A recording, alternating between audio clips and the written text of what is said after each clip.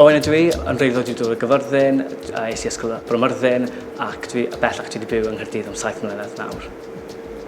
Credu'r peth nath diddori fi gyda Cemeg pan i'n plentyn ysgol oedd y sŵn, yr lliwiau, a'r tân a phopeth, a wedyn wrth ni'n mynd mlaen wedyn i astudio Cemeg, o'n i'n dechrau deall y posibilrwydd ymchwil a'r pethau ni'n gallu gwneud gyda Cemeg.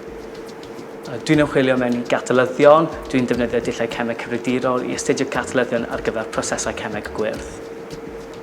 Catalydd yw sylwedd sydd yn cynyddu cyfradd adwaith cemegol. Be mae'n neud yw wneud adwaith cemegol i digwydd yn gyflymach.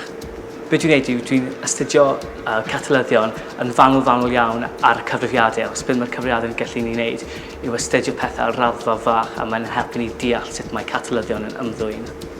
Hoffwn i aros mewn ymchwil yn credu mae'n rhywbeth rili cyffrous a mae'n rhywbeth dwi'n rili brwdfrydig amdano a rhywbeth sy'n diddori fi. Be ni'n mynd i arddangos heddiw yw sylwedd sydd ddim mynd i trawsnewid nes bod ni'n ychwanegu catalydd.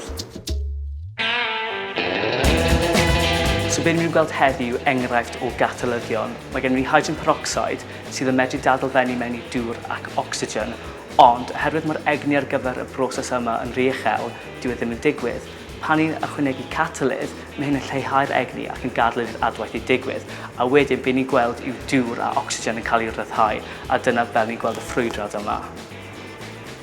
Yn gyntaf, dwi'n mynd i mesur allan hydrogen peroxide dwi'n mynd i defnyddio.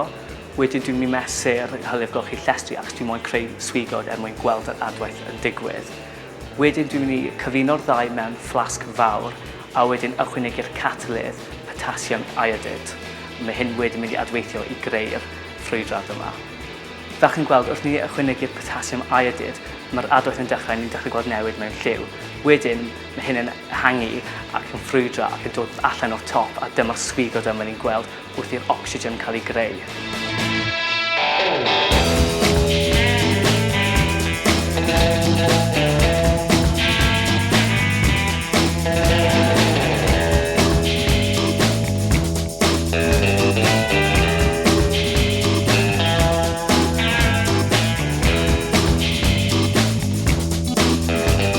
A ni hefyd gallu gwneud hyn ar raddfa fwy, a trwy wneud hyn, ni'n cael ffrwydrad lot fwy.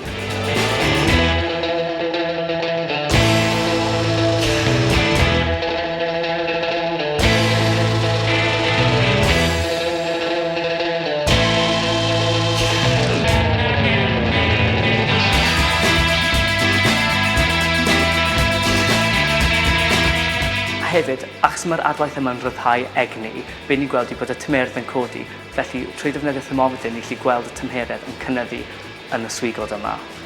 Ac yn yr adwaith, nath y tymeredd cynyddu o 21 gradd Celsius i 43, sydd yn cynyddu eitha sylweddol.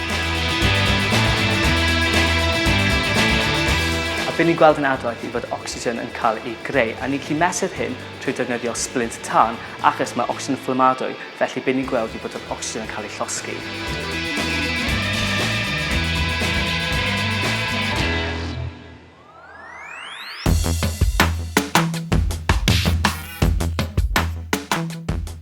Sut mae cymegwyr yn cyfrannu at darganfod datrysiadau i cynhesu byd eang?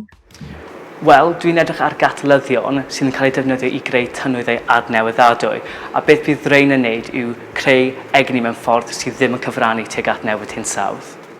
Sut ydych chi'n gwybod bod adweithiau mewn modelau ar y cyfrifiadur yn neud yr un peth yn y byd go iawn? So fi'n defnyddio cyfrifiaduron, a be ni'n gallu gwneud yw cymharu beth sy'n digwydd yn y byd go iawn gyda be ni'n gweld ar cyfrifiadur, a trwy hynny ni'n gallu bod yn sicr bod ni yn gweld be ni moyn gweld.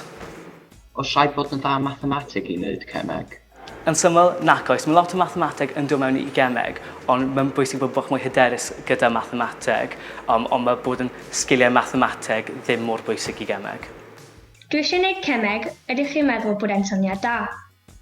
Ydy, mae'n syniad wych, mae Cemeg wir yn maes cyffrous o wyddoniaeth a bydd hi'n annog unrhyw un sy'n moyn astudio Cemeg i wneud hynny.